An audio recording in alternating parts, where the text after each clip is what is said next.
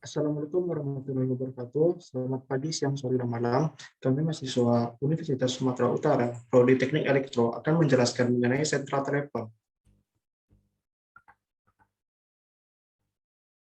Adapun anggota grup kami yaitu 1. Erwan Anderson Tagol, 2. Yohana Veronica Siagian, 3. Ray Muhammad Sidki, 4. Rona Noftami Lumendal.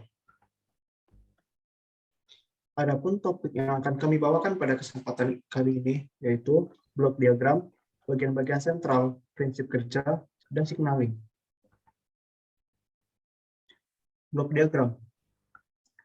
Kami membawakan sentral telepon digital atau sentral SPC digital.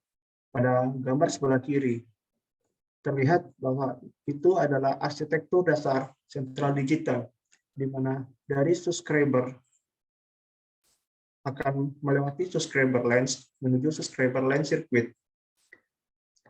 Pada proses ini terjadi proses exchange atau pertukaran dari subscriber lens circuit menuju trunk circuit. Kemudian akan meneruskan menuju proses exchange lainnya melalui trunk lens. Pada gambar sebelah kanan terlihat unit-unit fungsional sentral digital. Adapun proses call atau panggilan adalah pertama itu dari A subscriber mengangkat HS di mana SLMCP mendeteksi berdasarkan scan dari SCLA. SLMCP meneruskan pesan ke DLUC, DLUC meneruskan ke JP, JP memeriksa data A dan memilih kanal yang akan dimasukkan. Kemudian memberitahu TS ke SLMCP dan mengaktifkan TS pada JS. Hasil tes diterima CR, memerintahkan SLMCP untuk mengaktifkan TS dan menghubungkan ke A subscriber. SLCA meneruskan nada ke A dalam format analog. Pelanggan mendial digit, saat digit diterima di JP, kemudian JP akan mengaktifkan TS untuk jalur nada yang dipilih. Saat semua digit telah dimasukkan dan diterima oleh JP, kemudian dia akan meneruskannya ke CP.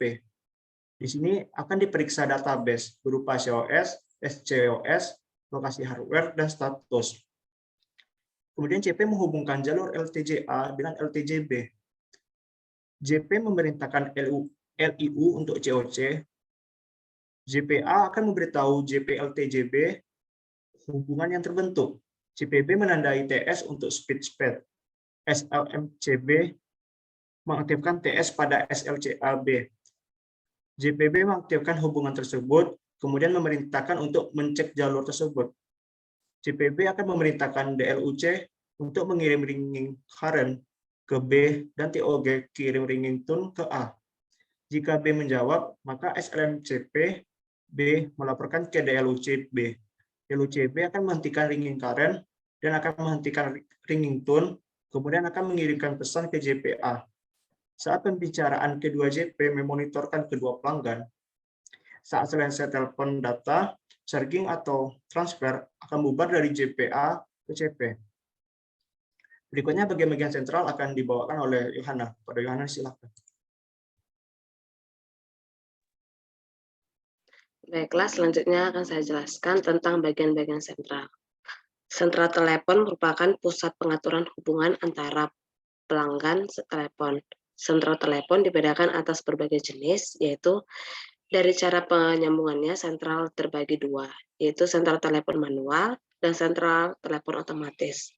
Sentral telepon manual itu ada dua, yaitu yang pertama sentral telepon local battery atau LB, dan yang kedua sentral telepon central battery atau CB. Sedangkan sentral telepon otomatis juga terbagi jadi dua. Yang pertama ada sentral telepon otomatis elektromekanik, yang kedua sentral telepon otomatis elektronik. Dari cara penggunaannya terbagi tiga, yaitu sentral telepon lokal, sentral telepon pelanggan, sentral telepon transit. Sentral telepon lokal adalah sentral telepon yang disediakan untuk umum dalam wilayah operasi yang berbatas dalam satu kota. Yang kedua, sentral telepon pelanggan. Sentral telepon pelanggan digunakan pelanggan atau perkantoran dan peralatannya biasanya menggunakan milik pelanggannya atau menyewa dari Telkom. Yang ketiga ada sentral telepon transit, di mana suatu sentral yang mempunyai pelanggan secara langsung atau sentral telepon yang tugasnya bukan untuk menyambungkan antar dua pelanggan, tetapi hanya menyambungkan antar dua sentral telepon. Baiklah, selanjutnya prinsip kerja akan dijelaskan oleh Ray.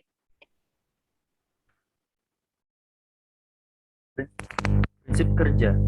Tujuan sentral telepon adalah untuk menyambungkan dan menghubungkan sesama pelanggan dengan prinsip kerja utamanya yaitu menggunakan switch sebagai dasar operasinya. Switching berfungsi untuk merutekan paket-paket dari sumber ke tujuan yang bisa melewati jaringan sirkuit switching. Cara kerja sentral telepon adalah komunikasi akan melalui sirkuit switching yang disediakan jalur komunikasi yang ditempatkan di antara dua stasiun. Jalur tersebut berupa rangkaian jalur yang saling dihubungkan satu sama lain di antara simpul jaringan. Komunikasi melalui sirkuit switching meliputi 3 tahap, yaitu pembangunan sirkuit. Sebelum suatu data ditransmisikan, harus dibuat terlebih dahulu suatu sirkuit dari ujung ke ujung.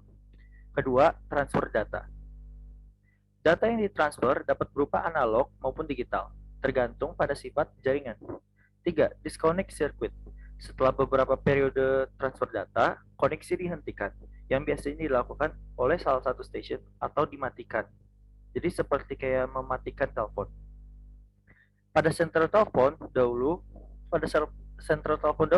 biasanya terdapat operator manusia yang bertugas untuk melakukan interkoneksi atau switching. Sementara di zaman sekarang telah dibuatnya yaitu STO, Central Telepon Otomatis, yang tidak memerlukan operator karena switchingnya dilakukan secara otomatis. Selanjutnya akan dibacakan oleh Rona. Baiklah, saya akan menjelaskan mengenai signaling. Pensinyalan atau signaling ini sendiri dapat diartikan sebagai pertukaran informasi antar elemen yang berada di dalam jaringan yang direalisasikan dalam bentuk kode-kode standar yang telah disepakati atau sederhananya semua pensinyalan yang dibutuhkan dalam melakukan panggilan yang berada pada jaringan telekomunikasi. Persyaratan signaling itu sendiri terdiri dari 2, yaitu yang pertama dari sudut pandang pelanggan, di mana contohnya transfer informasi harus andal, call setup yang cepat, tidak ada noise akibat signaling. Kedua, pengaruh signaling sistem terutama pada waktu setup.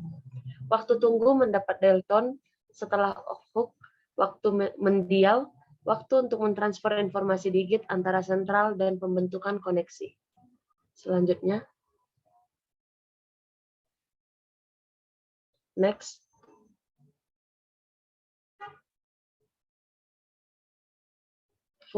Fungsi signaling.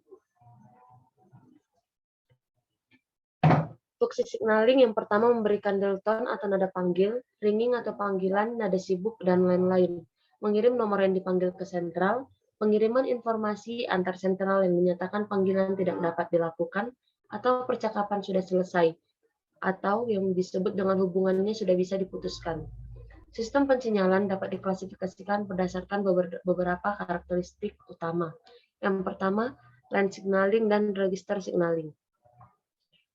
Line signaling, pensinyalan line berkaitan dengan penyampaian informasi tentang keadaan saluran seperti on-hook, off-hook, atau pengawasan jawaban dan pengawasan pemutusan bersama-sama disebut sebagai pengawasan daring dan hook flash.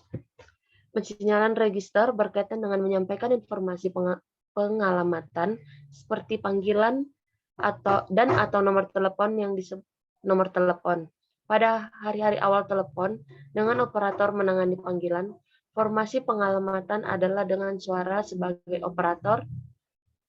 Yang kedua, channel associate signaling dan common channel signaling, di mana CAS ini menggunakan saluran pensinyalan yang didedikasikan untuk saluran pembawa tertentu.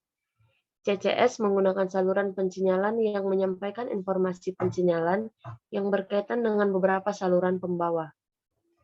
Oleh karena itu, saluran ini memiliki pensinyalan yang sama.